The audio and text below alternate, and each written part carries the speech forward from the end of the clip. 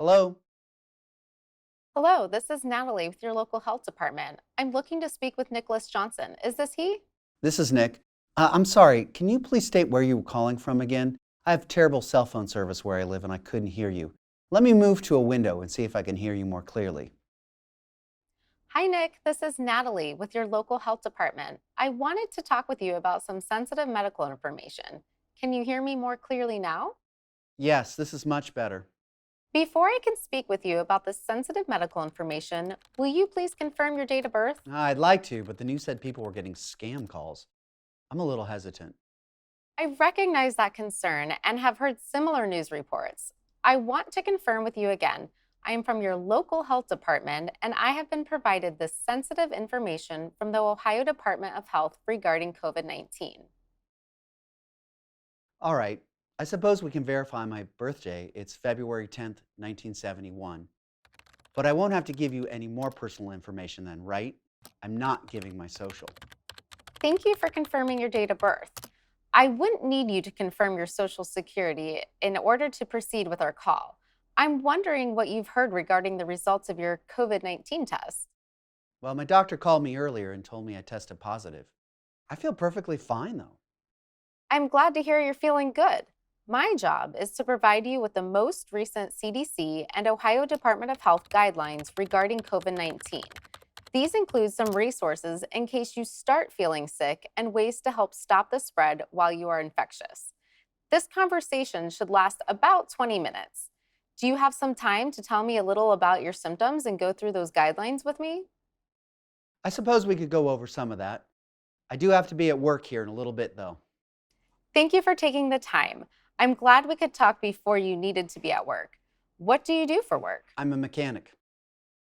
The recommendation is that you stay home at least 10 days to avoid spreading COVID to others. How might you be able to do this? Do I really have to stay home? I feel perfectly fine. As a mechanic, I see how that is work you can't do from home. Unfortunately, even though you are feeling okay, both you and anyone you have been in contact with would need to stay home in order to ensure your customers are safe. I know you said you are feeling good. What prompted you to get tested? Well, my daughter was over the other day and got sick this week. She said my wife and I might be sick and was worried about us. So we got tested to put her at ease. I'm glad your daughter recommended you get tested. Similar to how you were in contact with your daughter and caught the virus, what risk would there be to your customers or other people visiting the shop if you were to work while still being able to spread COVID 19?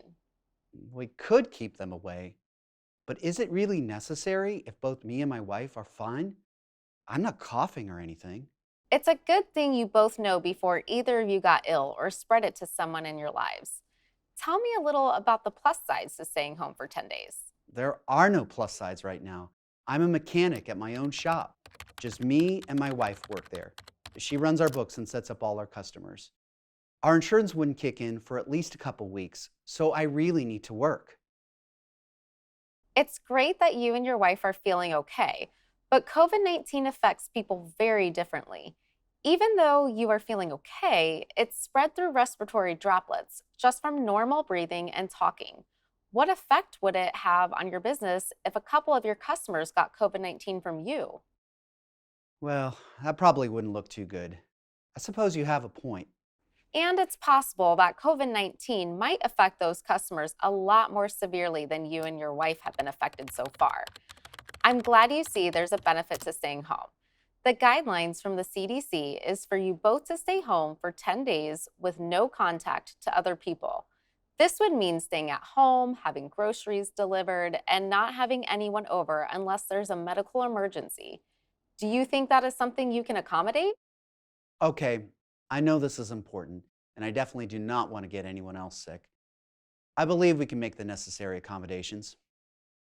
That conversation seemed to go a lot better. So, what went right this time? Natalie asked the case to follow guidelines by utilizing motivational interviewing and open ended questions. This allowed her to better understand the case's unique situation. She was able to have a more compassionate approach, build rapport, and ultimately find a solution that the case was comfortable with.